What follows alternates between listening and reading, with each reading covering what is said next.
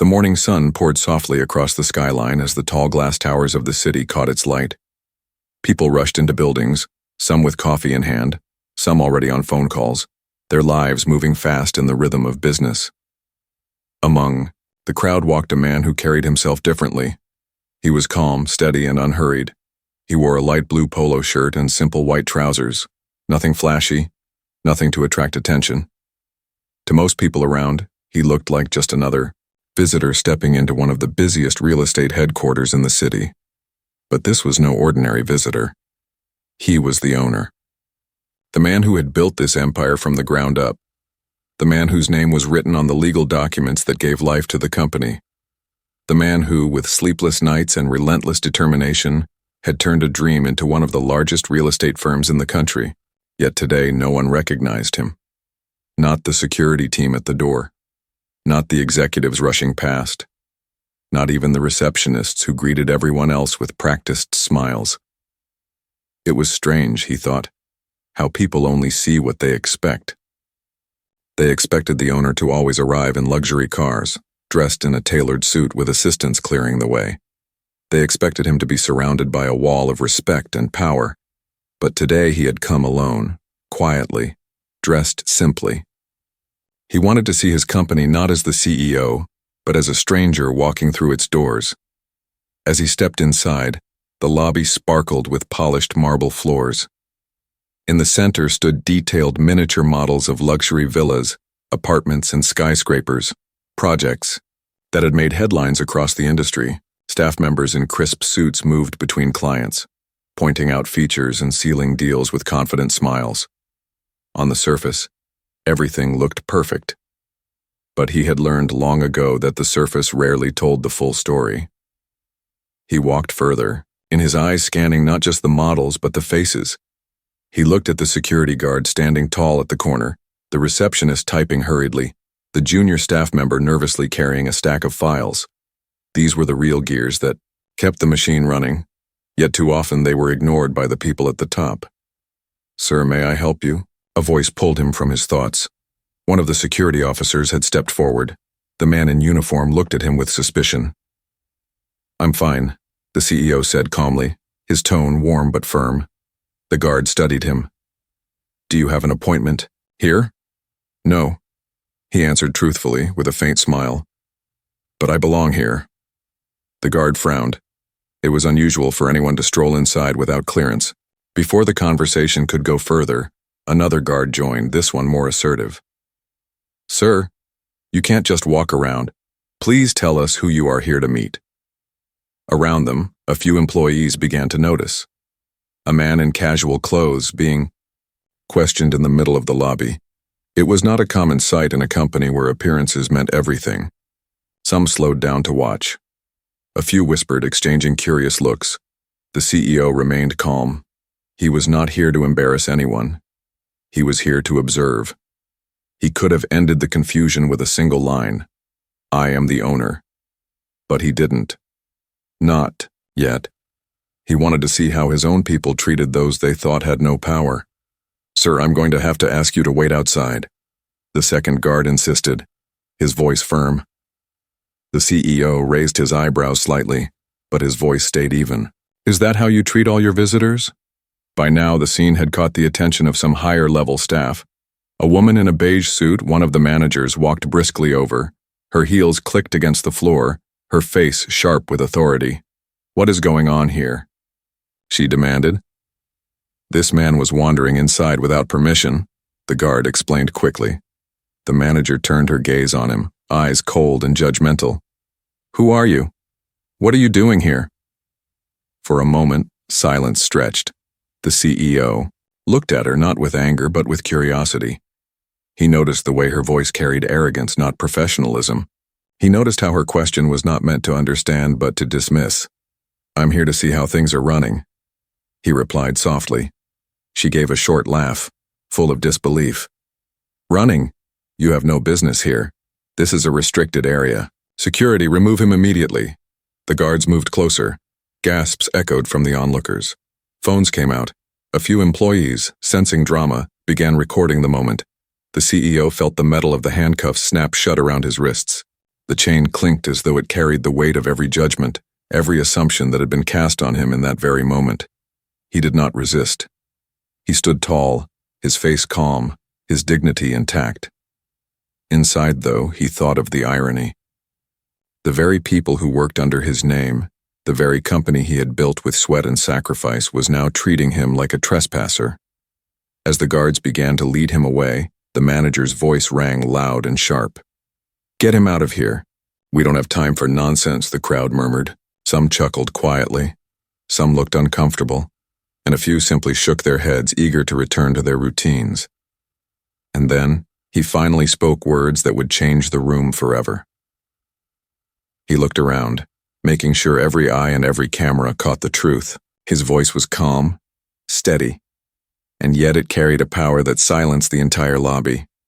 "Funny," he said, his lips curving in a faint smile. "I own this." The words hung in the air like thunder. Shock rippled through the crowd. Gasps replaced whispers. The guards froze, their grip loosening on his arms. The manager's confident expression shattered, replaced with disbelief. People lowered their phones, suddenly unsure if they had just recorded the biggest mistake of their careers. The CEO looked at them all, his presence no longer invisible. The simplicity of his clothes no longer mattered. Power, real power, was not in the suit he wore, but in the truth of who he was. He stood tall, not as a man in handcuffs, but as the rightful owner reclaiming his ground. And though no one knew it yet, this was only the beginning of a day that would shake the entire foundation of the company. The silence that followed his words lasted only a few seconds, but for everyone standing there it felt like an eternity. The people who had just laughed at him, shouted at him, ordered him out of the building were now staring with wide eyes as the truth sank in. The man in casual clothes, the one they had treated like an intruder, was not just another stranger. He was the very man whose signature appeared on every paycheck, whose vision had built the empire they proudly bragged about. Yet in their blindness, in their arrogance, they had failed to recognize him. The guards who had fastened the handcuffs stepped back uncertainly, their hands hovering near his arms but no longer touching. The manager in the beige suit, who only moments earlier had barked orders with sharp confidence, now felt her throat dry and her chest heavy. The whispers in the room turned into gasps, and some of the employees who had been recording quietly lowered their phones, unsure whether to delete what they had captured or keep it as evidence of what could soon turn into a legendary moment. The CEO looked around at all of them, his face calm. He could see the guilt already forming in some eyes, the confusion in others, and the stubborn denial in a few who still thought this had to be some kind of trick. But he said nothing more. His silence was louder than any lecture, and his composure carried more authority than any raised voice ever could. Finally, the manager tried to recover her composure. This must be some misunderstanding," she stammered, her confident tone suddenly trembling. "If you really are who you say you are, then why come in like this? Why not announce yourself properly?" The CEO tilted his head slightly, his eyes steady on hers. "Announce myself?" he repeated softly. "Do I need to announce myself to walk into what I built with my own hands?" The weight of his words pressed down on the room. Every syllable reminded them that they had judged him based on his appearance, his clothing, and the lack of an entourage. They had mistaken simplicity for weakness, humility for insignificance. By now, more employees had gathered.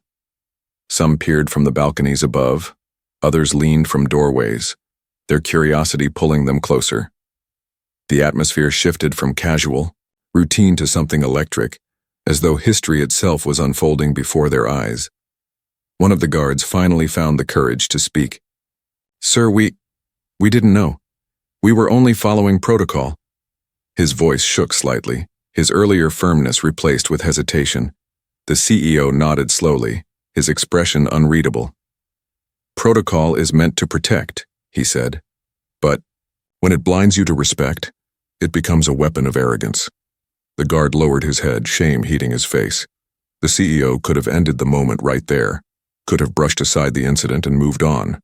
But he knew this was more than a personal insult. This was a mirror showing the culture of the company, If his own people could treat him this way when they thought he was powerless, then how are they treating clients, partners, or employees with no titles to their names? He walked slowly toward the scale models in the center of the lobby, his handcuffs still dangling loosely from his wrists. Each step echoed in the silent hall. People moved aside instinctively, parting to make way for him, though no one told them to. Authority did not need force. Real authority carried its own space. He stopped in front of the model of a luxury villa project, one of the company's proudest creations. Leaning slightly, he examined the tiny glass windows, the miniature gardens, the perfectly crafted driveways.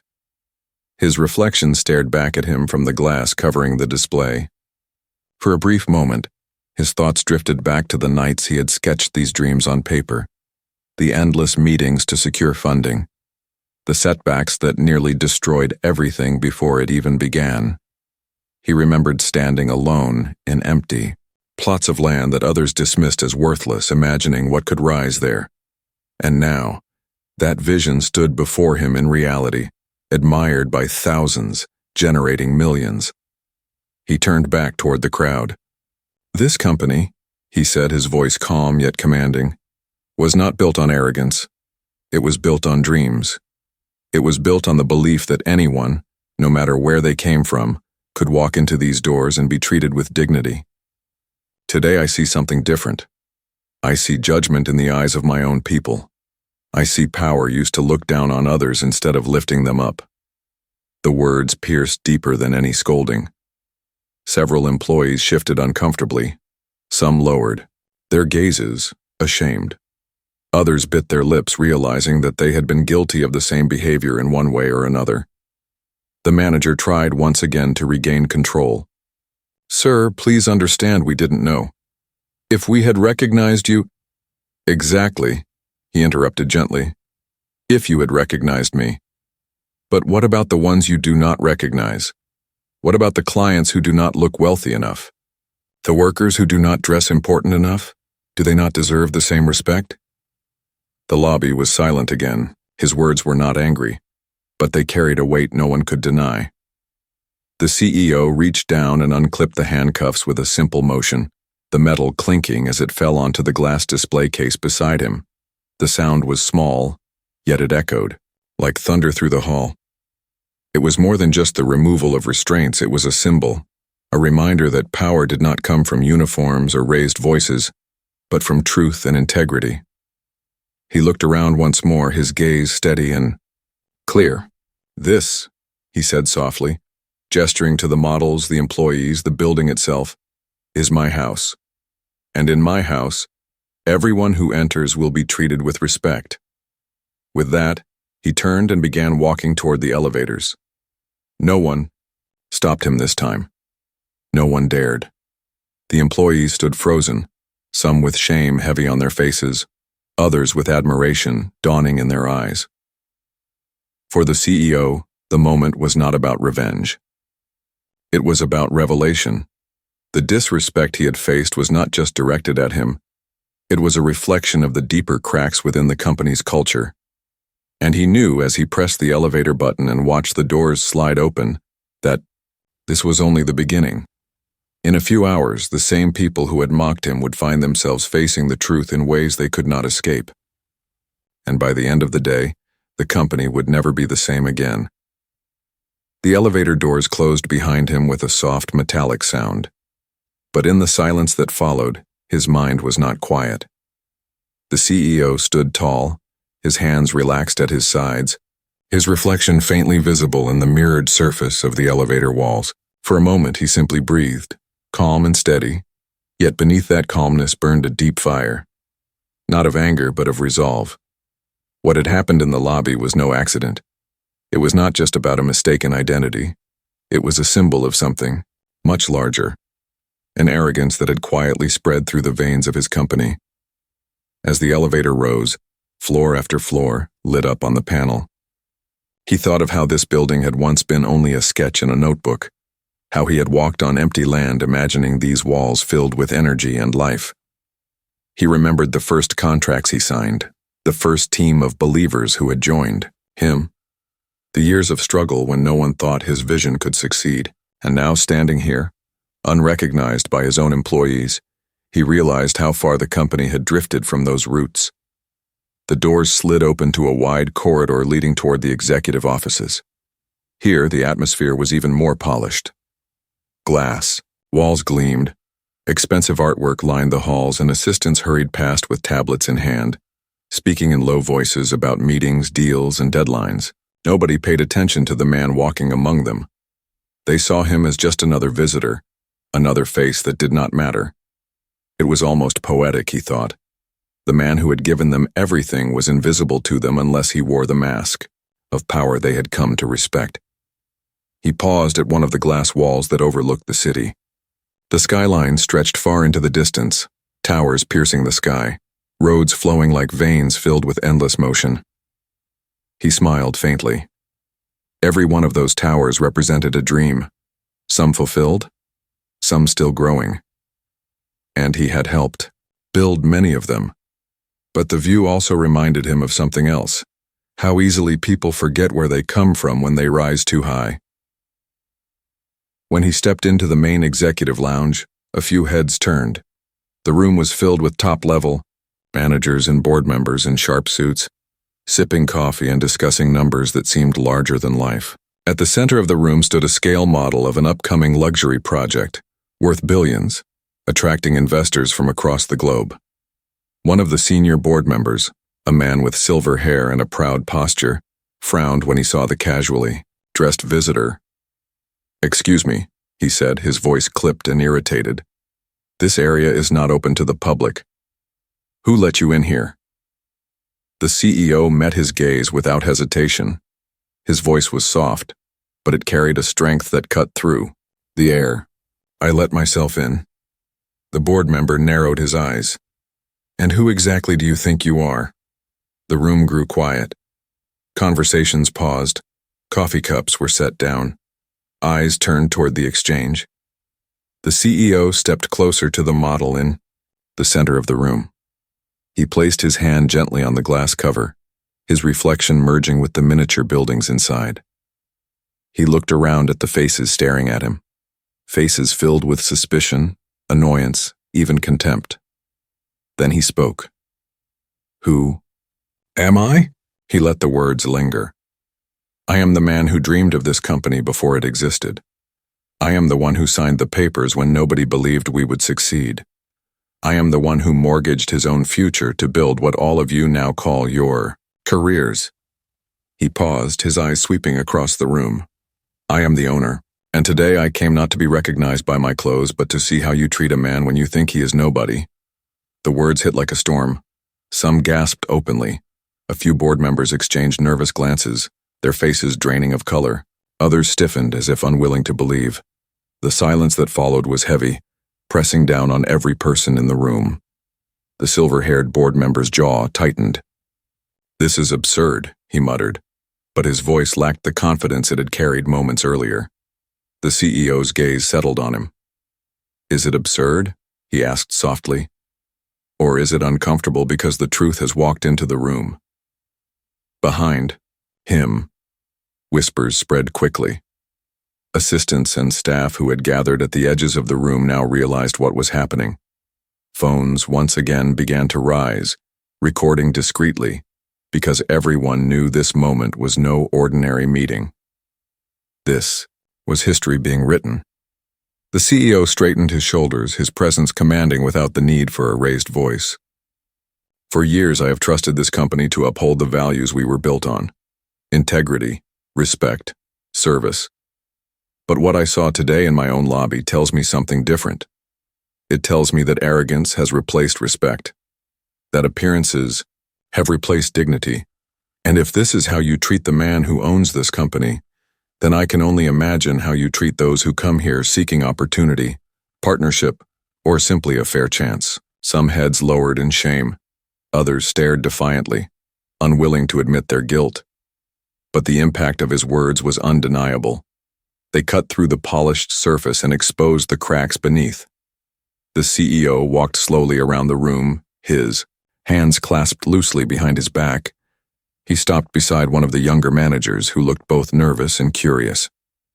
"Tell me," he said gently, "if a man walked in today who did not look wealthy, who did not wear a suit, would you treat him with respect?" The young manager hesitated, his lips parting but no words coming out. The silence was answer enough. The CEO turned back to the group. His voice deepened, carrying not anger, but conviction. This company is not just about selling buildings. It is about building trust. It is about giving people the dignity they deserve no matter who they are. And if we lose that, then we lose everything. He paused, letting the truth settle. Today, he continued, is not just a visit. It is a test. And many of you have failed. Gasps and murmurs spread again. The weight of his judgment pressed on the room like a storm cloud. Yet within that weight there was also clarity. For the first time in years, many of those present felt the true presence of leadership, not in numbers, not in wealth, but in the courage to speak truth to power. The CEO walked back to the scale model, his fingers brushing the glass one last time. "Funny," he said quietly, echoing his earlier words, "how power makes people forget. But today I will remind you, this is not your kingdom. It is not your playground. It is not your excuse for arrogance. This is my company. And starting today, things will change." He turned and walked toward the boardroom doors. No one stopped him. No one dared. For in that moment they knew the truth. The man they had dismissed, mocked, and restrained was the very force that held their careers, their futures, and their reputation in his hands. And though he had not yet revealed what he would do, they sensed it coming. A reckoning, a storm, a moment that would leave none of them the same. When the heavy doors of the boardroom closed behind him, silence returned to the space he had left. But in the heart of the CEO, there was no silence. There was fire. Fire not of anger or revenge, but of determination. The kind that pushed him years ago when he had nothing, when all he carried was a dream and a will that refused to break. What he had seen today was more than a mistake. It was a disease that had been quietly growing inside his company, and now it was time to expose it. He walked down the long hallway toward the lower floors, leaving behind the polished marble of the executive level. Step by step, he moved deeper into the building, where the energy was different. Here, the offices were smaller, the lights not as bright, the air not filled with the scent of expensive perfumes or the sound of polished shoes. Here worked the people who carried the true weight of the company, the assistants, the planners, the designers, the interns, the young people with dreams in their eyes. As he passed, a few heads lifted. Some smiled politely, unsure of who he was, while others looked away quickly, their nervousness speaking louder than words. The CEO watched closely. He saw in their faces the stress of deadlines, the quiet exhaustion of being overlooked, the silent frustration of voices unheard. He stopped near a young woman who was hurriedly carrying a stack of papers, her steps quick, her shoulders tense. When she accidentally dropped a few sheets, two senior managers nearby glanced at her but did not bother to help. The CEO bent down and picked up the papers himself, handing them back to her with a smile. "Thank you," she whispered softly, surprise flashing in her eyes. "Does this happen often?" he asked gently, his tone calm. She hesitated, looking around nervously before nodding. "Yes, sir, most of the time. We are expected to manage on our own. Mistakes are not forgiven easily here." The CEO's expression stayed soft, but inside he felt a sharp sting. This was his company. The place he had promised would be built on respect. Yet here stood a young employee afraid to speak her truth. He gave her a small nod and let her continue on her way. But her words stayed with him like a mark on his heart.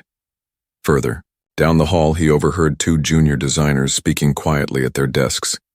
"Did you hear about the client last week?" one whispered. "Yes." They turned him away because he didn't look like he could afford the property. He said he wanted to invest, but they didn't even let him speak. The CEO paused, his steps halting.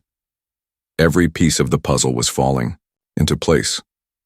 It was not just arrogance at the top, it had spread everywhere, poisoning how the company treated those who were not wrapped in wealth or power. His employees had begun to believe that respect was something earned by appearances, not given by humanity. He moved on, entering another section where financial analysts were busy with spreadsheets and charts. One analyst, noticing him, quickly stood and asked, "Sir, are you lost? This floor is only for staff." The CEO smiled faintly. "I am exactly where I need to be." The analyst frowned but said nothing more. He turned back to his screen, muttering under his breath about intruders.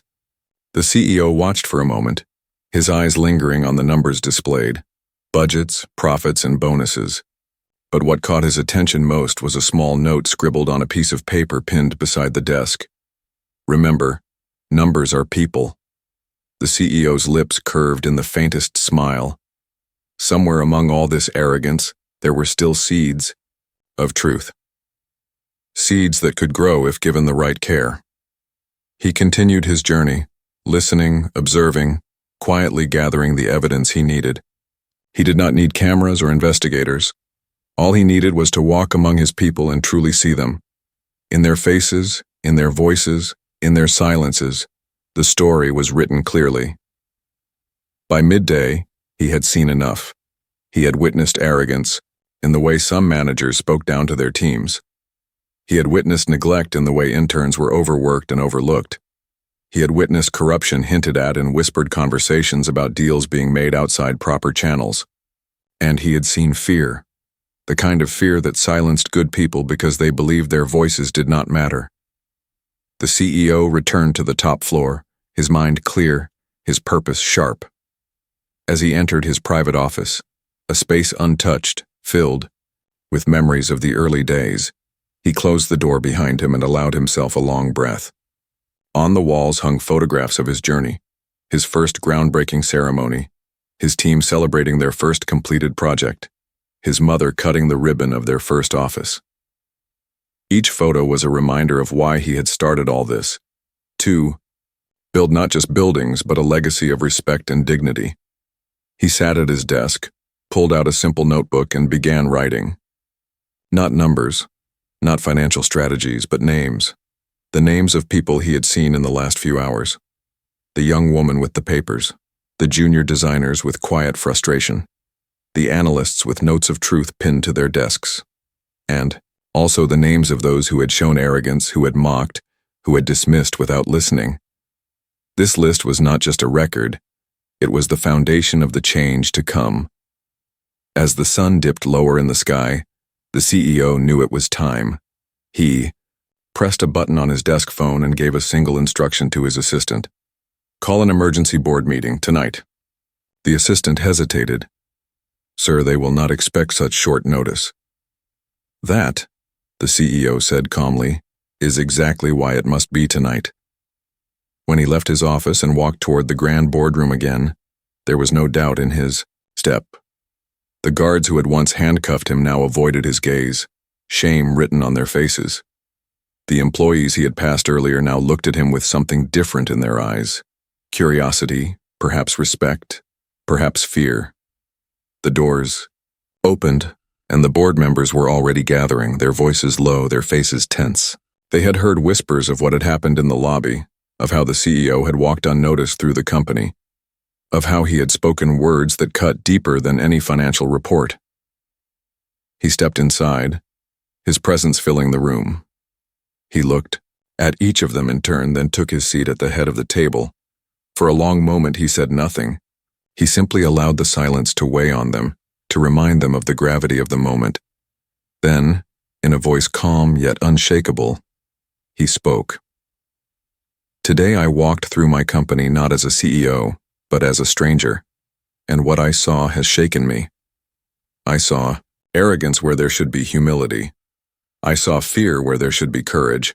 I saw corruption where there should be integrity. This company is sick, and tonight we will decide whether it will heal or whether it will fall." The board members shifted uncomfortably. Some tried to speak, but the CEO raised a hand, and silence returned instantly. His words were not a threat. They were truth, and everyone in that room knew it. This was no longer about him being unrecognized. It was about a culture that had forgotten its roots. It was about a disease that had been allowed to spread in silence. And now it was about exposing the rot, so the company could be reborn. And though none of them knew it yet, the decisions made tonight would change everything. The grand boardroom was a place built to impress. It was lined with polished oak, heavy leather chairs and tall windows that revealed the city skyline glowing in the evening light. For years, this room had been the center of power, the stage where decisions worth billions were made, and where voices of authority filled the air. Yet on this night, the room carried a different weight. The usual confidence that floated in, the air was gone, replaced by unease. The members of the board sat stiffly, their eyes darting toward the door as they waited for the man they had underestimated to enter. When the CEO finally stepped inside, silence fell over the room like a blanket. He did not wear a suit. He did not arrive with a team of advisors. He simply walked in, his presence alone enough to command the space. His footsteps echoed on the polished floor, and each one seemed to strike at the pride of the people sitting before him. He took his place at the head of the long table.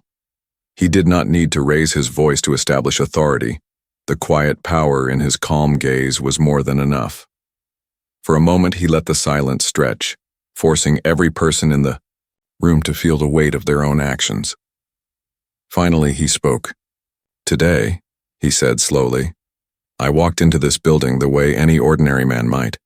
No suit, no announcement, no title displayed in front of me. And what I found was a truth many of you have tried to hide." A murmur moved across the table, but no one dared interrupt him. I saw arrogance in the lobby. I saw disrespect to those who did not carry titles. I saw deals whispered about in corners, not written in contracts. I saw fear in the eyes of employees who should feel pride in working here.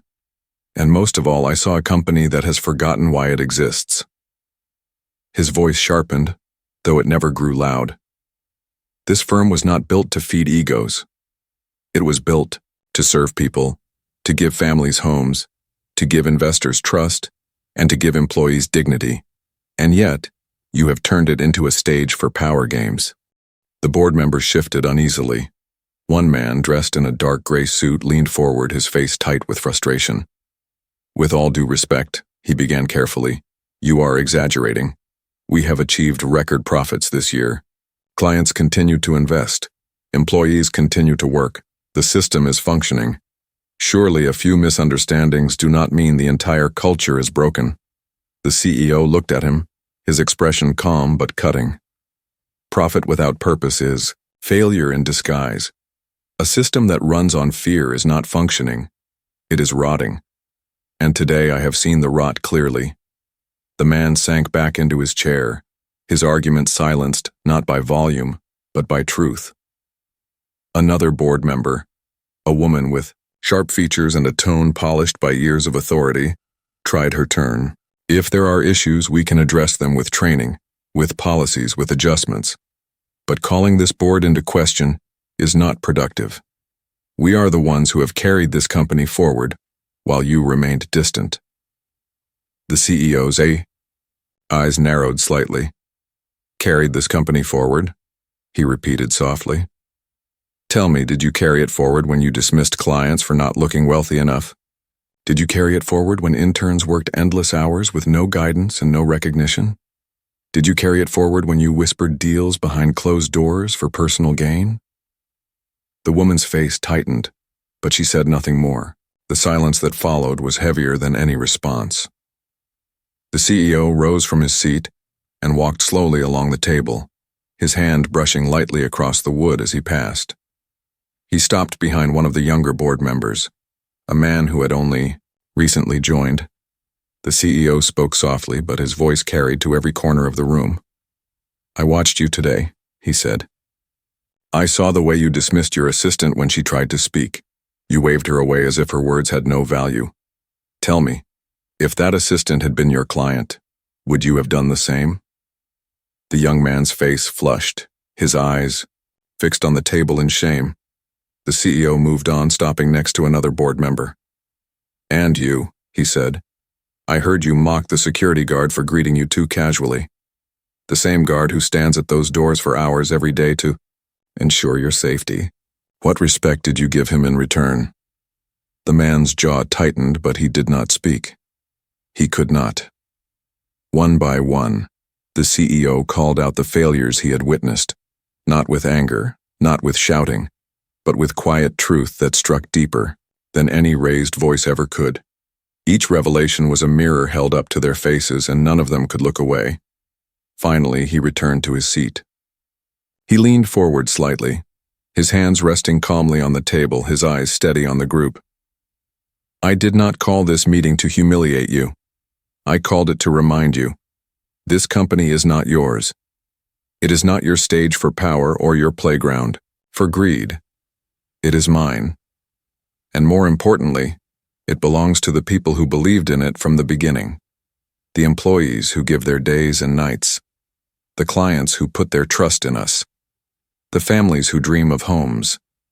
That is who this company serves, and anyone who has forgotten that has no place at this table. The words landed with the weight of finality. Some board members lowered their heads, guilt pressing heavy on their shoulders. Others sat rigid, their pride battling with the truth they could no longer deny. The CEO leaned back, his voice steady. By the end of tonight, this board will not look the same. The arrogance I saw today will not survive tomorrow. This company will return to its purpose, even if I must rebuild it from the ground up. The room was silent. The city lights glowed through the tall windows, casting long shadows across the polished floor. Every person in that room understood what was coming. A reckoning, a cleansing, a rebirth, and none of them could escape it. The CEO closed his eyes, for a brief moment listening to the silence, feeling the weight of the moment. Then he opened them, sharper, clearer than before. The confrontation had only begun. The decisions, the firings, the rebuilding, all of that would come next. But tonight in this room, truth had spoken, and truth would not be silenced again. The air in the boardroom was thick, almost suffocating, as though the walls themselves were holding their breath. Every eye was fixed on the man at the head of the table. He did not need to raise his voice, for his presence had already filled every corner of the room.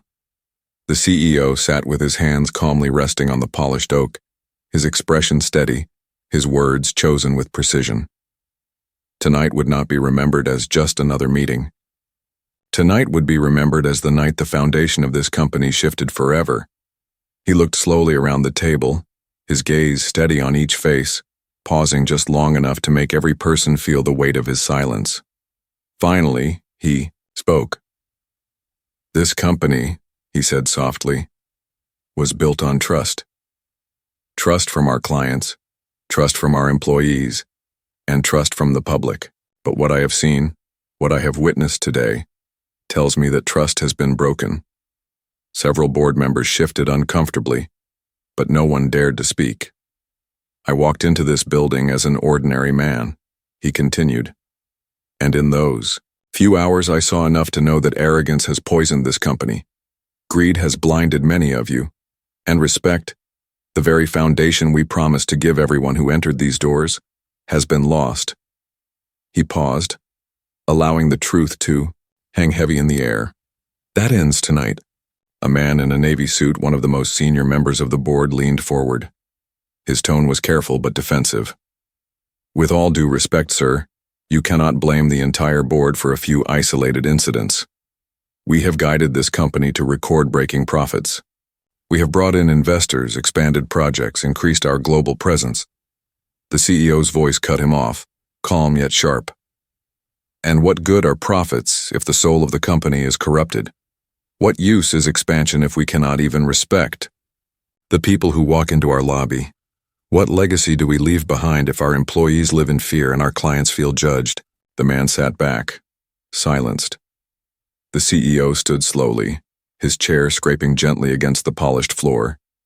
He began to walk around the table, his steps deliberate, his gaze piercing. As he moved, he began to speak names. Mr. Hale, he said, stopping, behind the navy-suited man. For years you have pushed deals through without transparency, I have heard whispers from your own staff of payments made outside proper channels, of contracts signed in back rooms. You thought those whispers would never reach me. You were wrong. Effective immediately, you are dismissed from this board." Gasps rippled through the room. Mr. Hale's face turned pale, his mouth opening as though to protest, but no words came. The CEO moved on. "Mrs. Lang," he continued, his voice steady as he stopped behind the sharp-featured woman.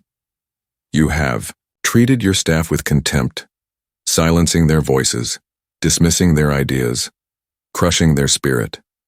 A leader who cannot respect those beneath her does not deserve her seat. You too are dismissed." Mrs. Lang stiffened, her pride fighting to hold her posture, but her silence was louder than any defense she could muster. The CEO walked further, his eyes locking on another man. "Mr. Carter, you laughed at the clients who did not look wealthy. Enough. You turned away people who came to us with dreams simply because they did not fit your picture of success. That is not just arrogance, it is betrayal of everything we stand for. You are dismissed." One by one, he continued. Each name was spoken clearly, each failure revealed without hesitation.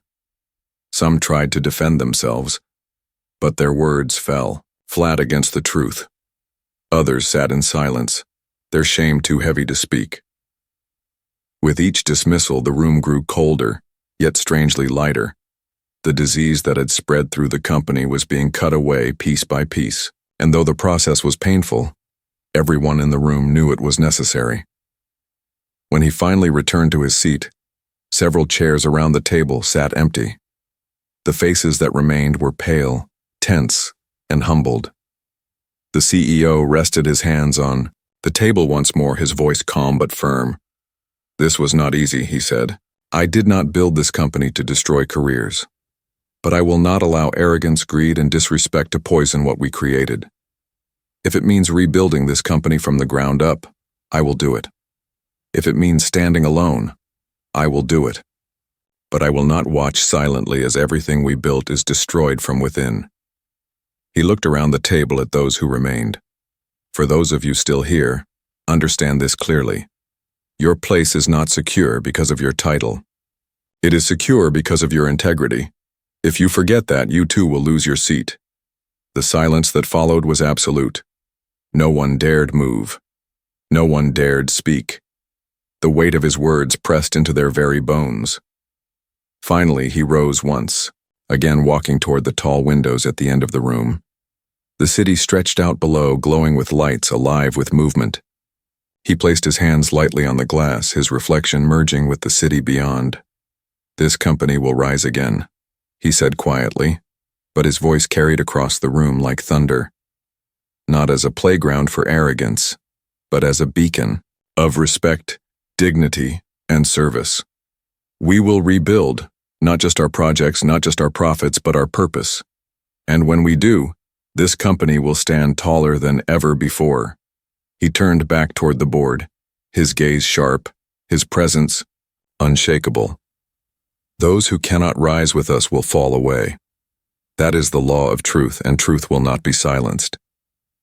The room remained silent, but the message was clear. The old order had been broken. The arrogance, the corruption, the rot. It had all been exposed and cut away. What remained was fragile, uncertain, but ready to be rebuilt. And as the CEO walked out of the boardroom, leaving behind empty chairs and humbled faces, everyone knew that tonight was not the end. It was the beginning of a new chapter, the beginning of a rebirth, the beginning of a company finally returning to its true purpose. The night air outside the headquarters was cool and quiet. The tall glass building stood like a monument against the city skyline, glowing with lights even at the late hour. For years, this place had been a symbol of success, but tonight, it had become something more, a battlefield where truth had finally defeated arrogance.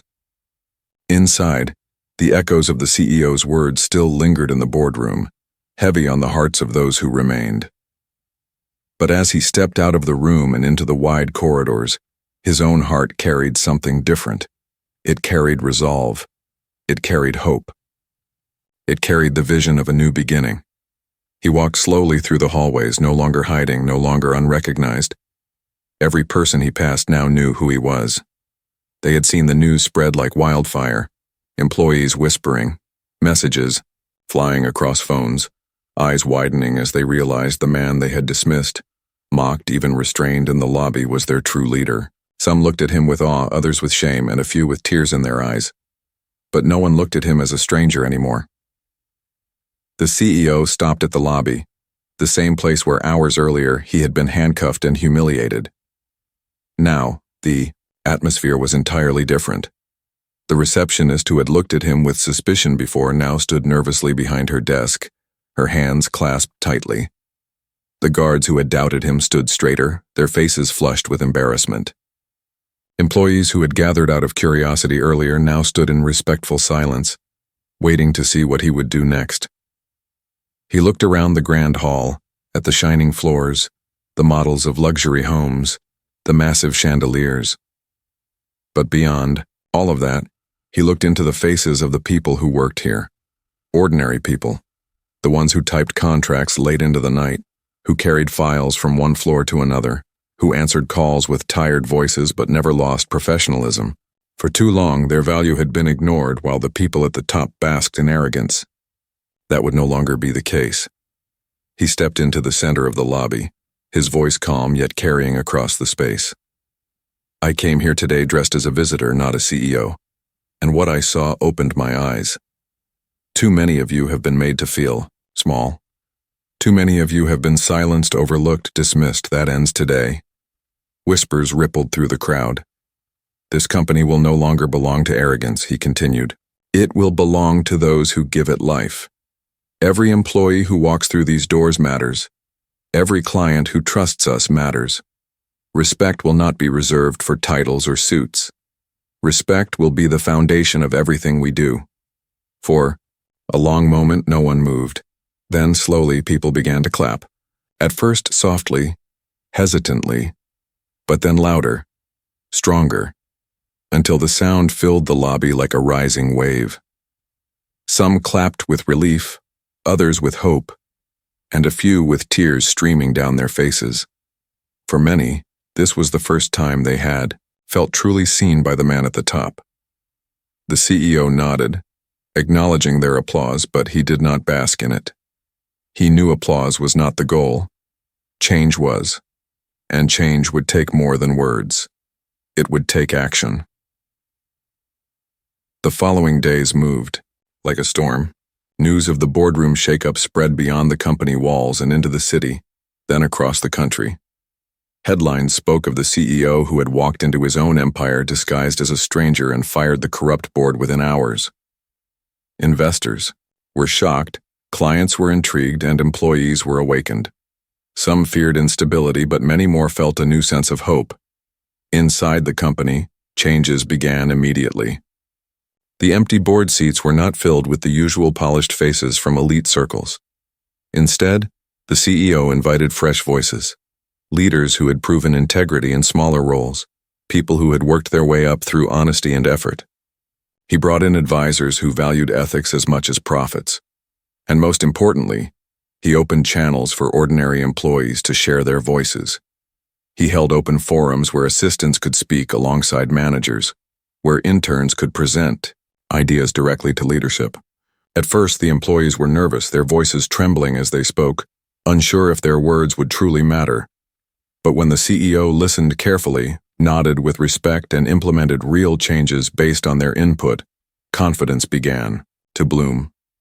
The culture that had been suffocated by fear slowly breathed again.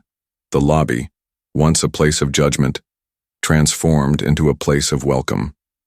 The CEO ordered that every visitor, no matter how they looked or what they wore, would be treated with dignity. Stories began to spread of clients who had once been dismissed returning and finding open doors. Deals were made not just with the wealthy, but with those who carried dreams in their hearts. The company's reputation, once tarnished by arrogance, began to shine with a new light, the light of humanity. Months passed, and the results spoke louder than any speech. Profits grew, not just from big investors but from the trust of ordinary clients who now saw the firm as a place of fairness. Employees worked harder, not because of fear, but because of pride. The company's projects flourished, but more importantly, its spirit was reborn.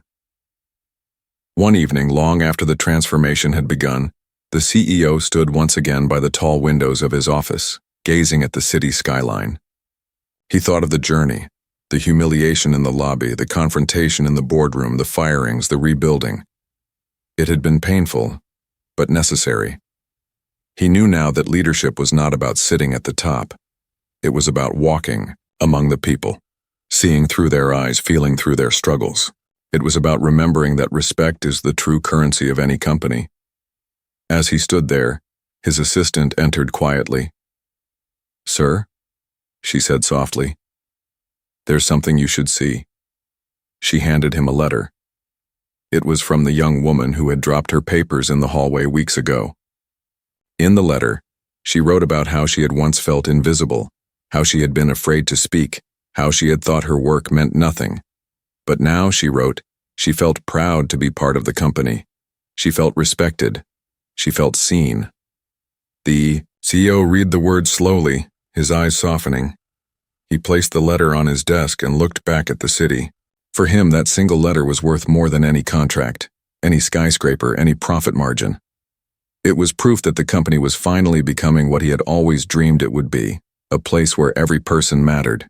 He whispered to himself, "This is the new beginning," and with that he turned from the window ready to keep building, not just buildings, but dignity, respect, and a legacy that would outlive them all.